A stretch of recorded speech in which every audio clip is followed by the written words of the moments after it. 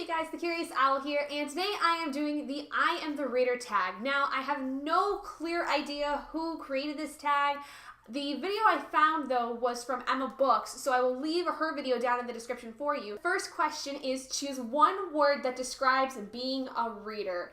I think the word I'd have to go with is intense, and you can take that however way you would like to. The second question is, what's the very first book you fell in love with?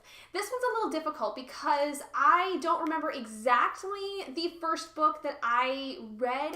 I think it may have been something along the lines of like maybe Harry Potter or something. I don't really quite remember, to be honest, but I think the first series that I really fell in love with was the Harry Potter series because I think I had started reading it when I was like in the 4th or 5th grade, and this is when I was really getting involved with doing a lot more reading as I was growing up, and I think that was the one that sticks out the most in my mind.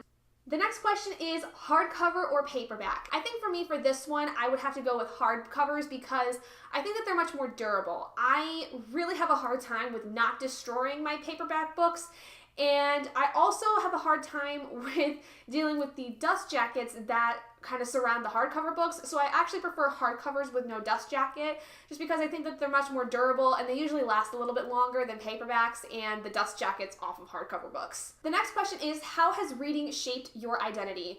Oh my gosh, I don't know how to explain this in the simplest and most concise way possible, but I'm going to try to attempt, so here we go.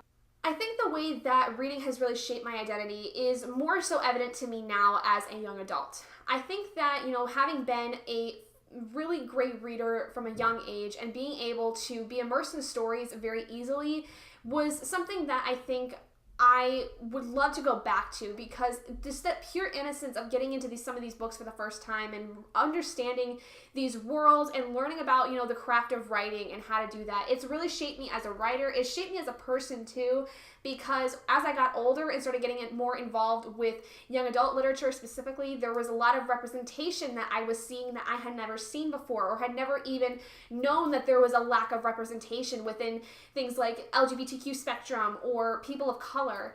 And going along with that, I also learned a lot about the social issues within our world. I had an idea of things about racism when I was growing up, but I didn't know to what extent they were until I read The Hate U Give by Angie Thomas. And I think that with reading that, it really opened me up to understanding that these are books that, can really send messages to people.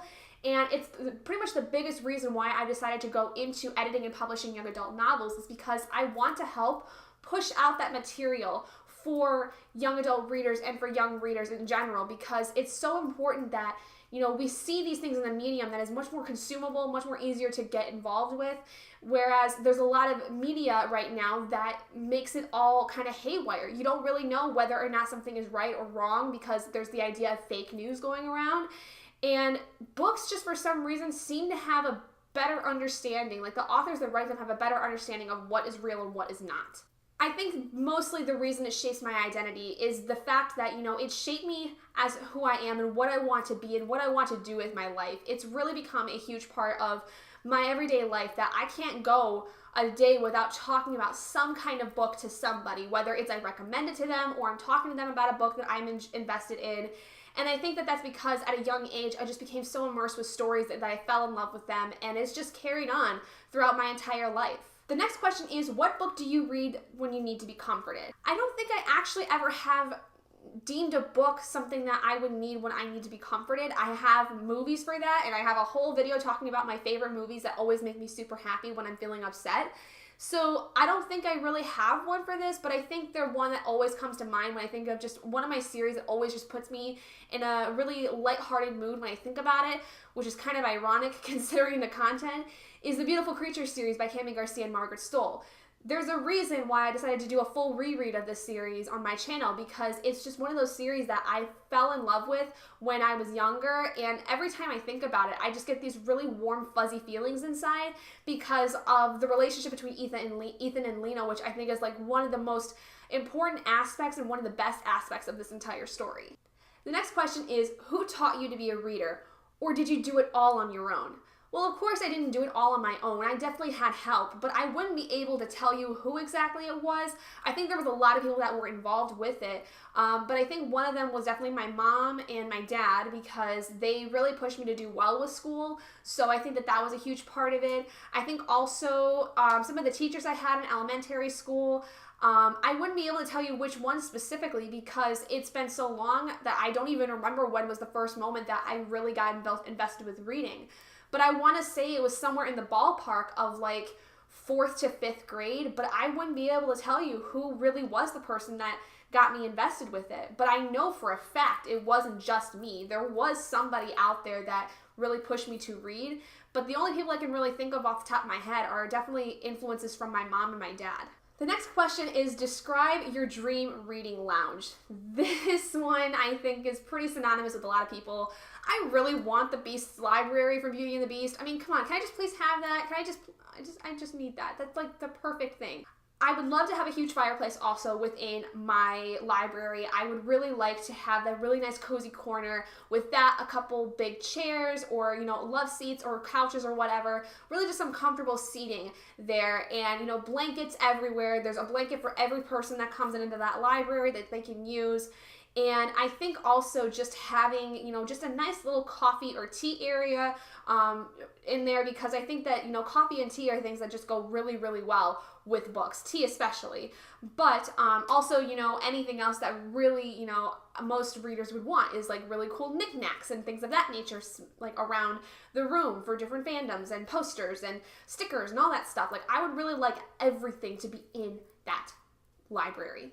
And the final question is, what book changed the way you act or see the world? And I kind of did talk about this already in this video, and that's The Hate You Give by Angie Thomas. Like I said, that was a book that I read actually last year, about this time last year. I listened to it on audiobook, and it really changed my perspective on a lot of things. I had already known going into college that I wanted to go into editing and publishing novels. Like that was the thing I wanted to do more than anything in the world. But I didn't really know what area I wanted to go into until I had finished the audiobook for The Hate You Give. And the reason that I think it's really changed the way that I act and kind of see the world is because it really opened my eyes to seeing things that I had already kind of known about, but didn't know to what extent. The Hate You Give really talks a lot about things like the Black Lives Matter movement and police brutality and the amount of impounding racism that there is within the United States, especially within inner cities. And the thing was I already knew about most of that stuff. Like I'd seen it in media and I had been talking about it within school and things of that nature. But I don't think I really understood to what extent it really was until I listened to that book, because it really just opened my eyes to understanding that, this stuff happens on the daily. Like these things happen every day to people of color, and it is really, really awful. And now whenever I see videos online, like on Facebook, about, people of color that are being tased or they're being arrested for doing absolutely nothing and they're being completely brutalized by these white police officers, I feel myself get more and more angry about it than I did 2 years ago, because of the fact that this book really made me understand just how bad this stuff is. And because of that, that was a lot of the reason why I wanted to go specifically into young adult publishing.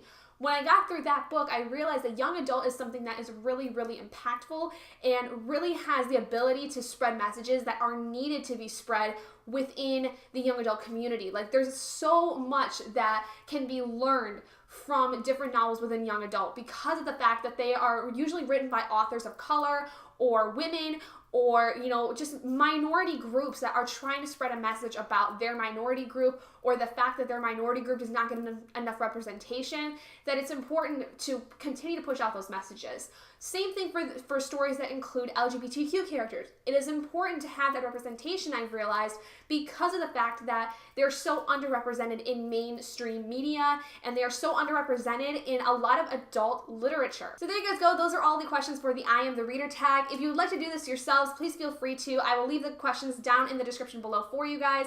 And if you would like to share your thoughts and opinions down in the comments below, please feel free to as well, because I'd love to know kind of a little bit about your guys' reading starts, like where you started or what you remember being one of the first books you read.